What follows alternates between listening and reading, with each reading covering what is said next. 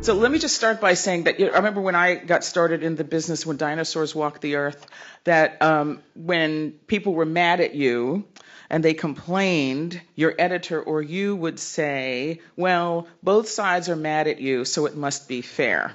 And I don't know if that was ever true, but was that ever a useful metric? Well, if both sides are angry at you, it's possible you're doing something right. It's also possible you're doing everything wrong. There's like a structural incentive in mainstream journalism to portray the political world in a more or less symmetrical way.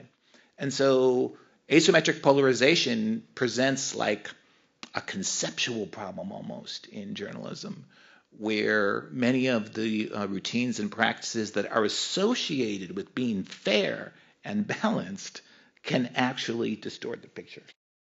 The both sides construct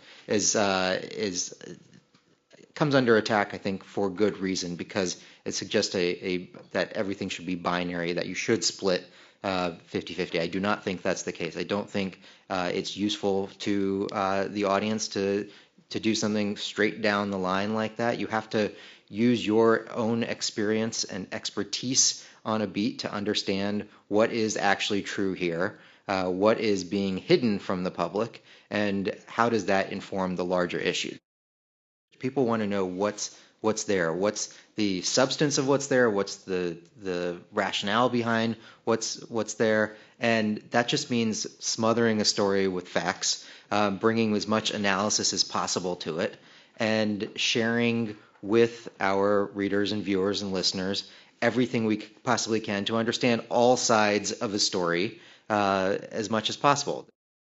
In that context, where there's more polarization, there are more competing claims that are sort of from different universes, and maybe one side is doing more outlandish claims than the other, I think it's important for people to spend more time trying to figure out, readers are confused, how do we get them to a place where we're really helping them navigate the news? I think it's good to report on what is becoming common in our extraordinary political environment without saying that it is normal. So distinguish me between what is common versus what is normal could be helpful. I don't think it's the job of the press to oppose Donald Trump. That's not appropriate. But I do think it's the job of the press to push back on a political style in which facts and truth are expendable. So the difference between opposing Trump and opposing a political style that he has popularized, I think, could be very valuable. Whenever I talk to sort of non-journalists, I often emerge with better story lists than when I talk to my colleagues, because we're in the sort of reading each other's stories versus people want to know, is the tax bill passing? Who does it help? Will it affect me? And how do we get to those questions in a more precise way is an important one. And then the third thing I would say is, you know, that weekend where the New York Times Nazi story came out, it was like everyone on Twitter needed to tell me how terrible it was. And that's okay. But I wish at times, rather, you know, I'm in a room of journalists.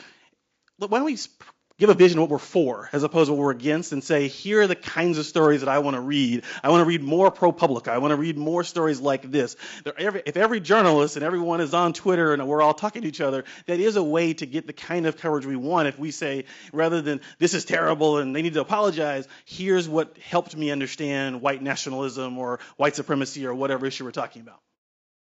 Most of the world is littered with fact-free opinion, people who are slinging insults on Twitter and Facebook and very angry about what they're seeing. It's obviously an emotional period.